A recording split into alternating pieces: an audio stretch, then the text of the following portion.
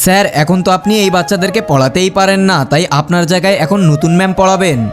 স্যারকে এখন স্কুল থেকে বের করে দেওয়া হয়েছে, এখন ক্লাসে অনেক মজা হবে। এখন থেকে আমরা নতুন ম্যাডামের সাথে অনেক মজা নিব। এই চুপ করো সবাই, একজনের আওয়াজও যেন এখানে না আসে। ম্যাম আমি না একটা প্রশ্ন বুঝতে পারছি না।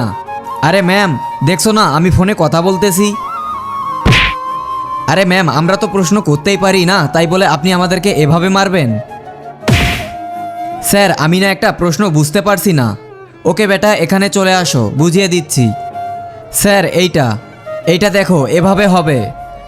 আরে লাঞ্চের সময় হয়ে গেছে। এরপর এমন কিছু হয়েছিল সেটা আপনারা দেখলে হাসতে হাসতে গড়াগড়ি খাবেন।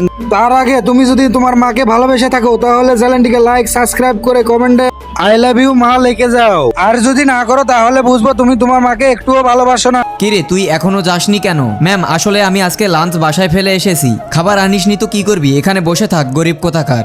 শ্রেয়া বেটা তুমি লাঞ্চ নিয়ে আসোনি? আসলে আমি আজ লাঞ্চ নিয়ে আসিনি বেটা, আমার সঙ্গে শেয়ার করে খেয়ে নাও।